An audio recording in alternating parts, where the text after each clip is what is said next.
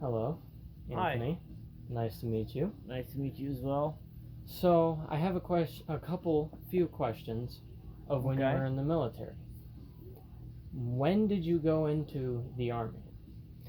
2008, January 8th, 2008. What time did you get out? April 29th, 2011. What was your MOS? 11 Bravo, Light Infantry.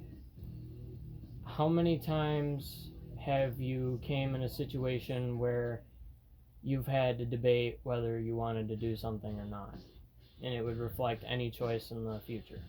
What do you mean, like? So, say for example, somebody is shooting at you and you either shoot back or something that's life threatening.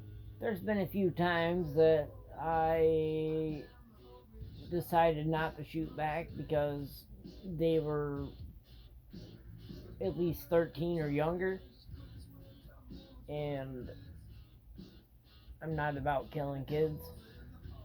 Whether they were putting IEDs in the road or a lot of them have Dragunovs, but Which is the semi-automatic. yeah, So, how many times have you bumped into an IED throughout your service? 14 14. What were one of the most dangerous experiments that you've done with experiences. IEDs? Experiences, yes. Um, there was one day we parked. I was on Fob Hawija in Iraq, and we didn't know where the IED was because EOD called us out, and we didn't have markers to tell us where it was, and we parked like 25 meters off of it, and I had a pair of nods on, a PVS 7s, and I fell asleep, and it went off, and it I had a bloody nose. People were bleeding from the ears. It was kind of fucking cool. Oh. But there were other times that we hit them and it just kind of wrecked the trucks. See. Or just the people inside of them. So, what was the most scariest part of your service?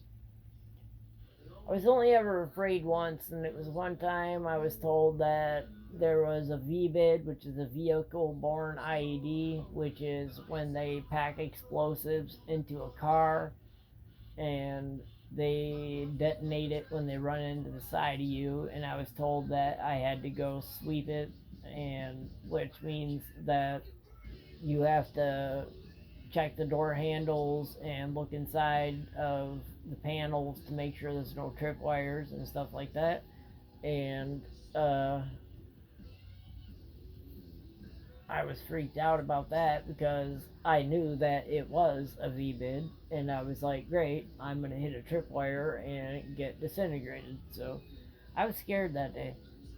Now, when you were in the military, did you think the entire time that you were going to die? Every day, and I lived like that. I lived every day as if I wasn't coming home. What was your food times you would eat? Well, mostly we ate MREs, but there would be the occasional time that we would get back. Are we talking about Iraq or Afghanistan? Both.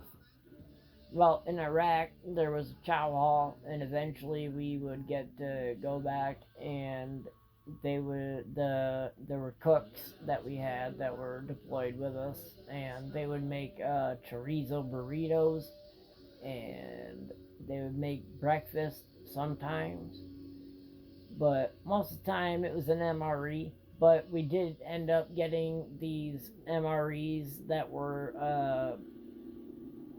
72-hour ones. They came in a clear package, and they put all the best shit in there, like M&Ms and tuna and I don't know, all the good stuff. So they're called assault MREs. So those are pretty dope. But most of the time it was just regular MREs, brown bag. But there were times that I went into villages and they would bring us different things to eat. They had these French fries that they would make. It wasn't really fries like you think, but they would put this red seasoning on them and put them in a plastic bag, and it was pretty good.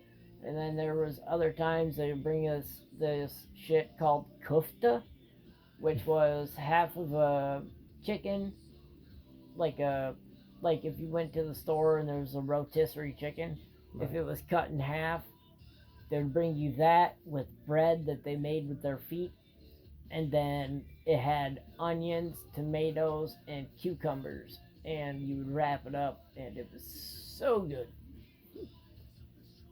What was the most biggest, best medal you were proud of?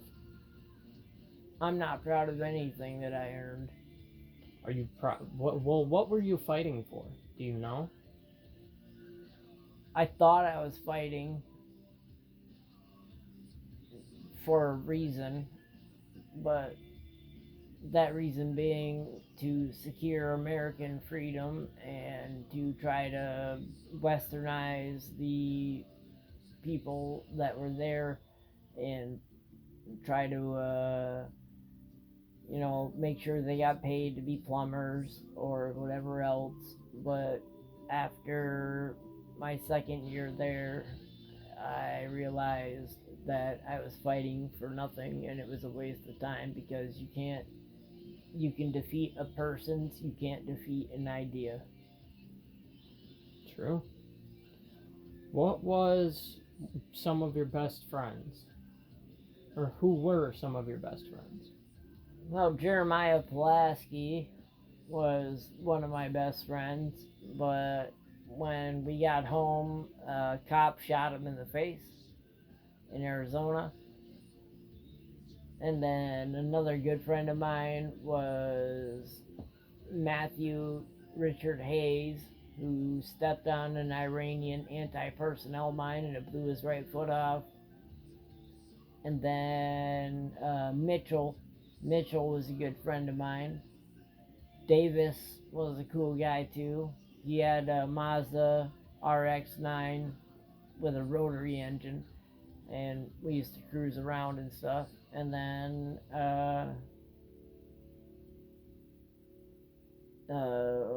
Mikhail Sepelin was a great friend of mine from Moscow.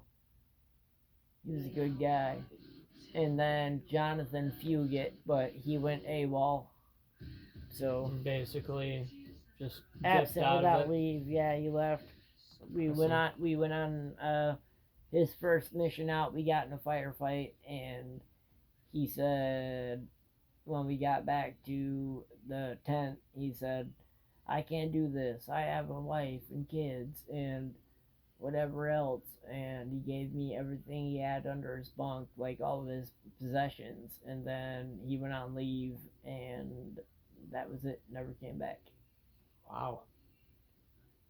So, what were one of the most scariest times when you were there? Say, like an IED going off or somebody shooting at you. Like, what scared you the most? One day I was with Jeremiah Pulaski, the guy I was telling you about, the guy shot in the face. Mm-hmm.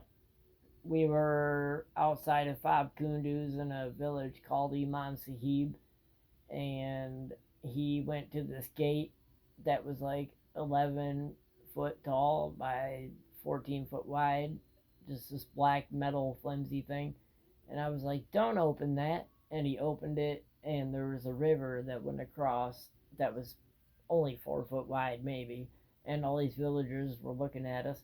And I said, let's just close it. And as soon as we did, we started getting hit with small arms. We had RPK, AK, recoilless rifle, airburst RPG, RPG 7, and mortar rounds coming in.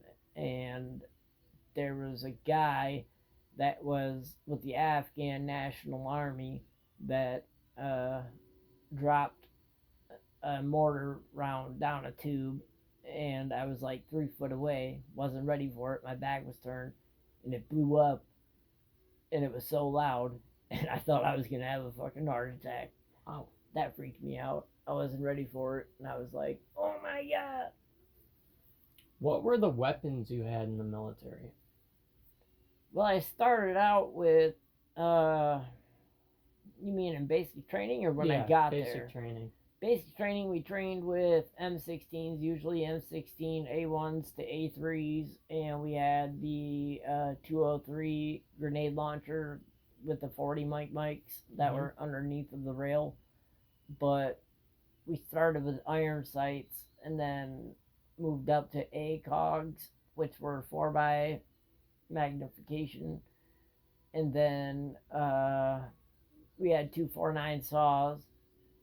But when I actually got there, I had an M4 with a PAC 15 and a Streamlight flashlight, and then I switched back to 249, and then basically we got to the point where we could take whatever we wanted. We had shit from World War II, like pineapple grenades. We had, I shit you not, we would strap, what are those mines? Those green ones that blow up in front of you. What are they? What are those called? Jumping jacks? No, I can't think of the name of them. But anyway. What did you get to do? Did you like have your guns through both tours to Afghanistan and Iraq, or did you only have specific guns in specific places? No, we carried the same thing. Well, that's not too bad. What was your daily routine in basic training? You'd get up about 5:30 in the morning, and then you'd have to make your bed, and then you would go and stand in line for chow hall, and then once you got out of chow hall, well, you had to work out first. You had to run track before you could eat or anything like that. But then once you got done with that, it was basically just advanced marksmanship training. So it was a lot of learning how to shoot while you're laying down, and a lot of hand-to-hand combat routine. Well, thank you for your interview. I appreciate it. And thank you for talking.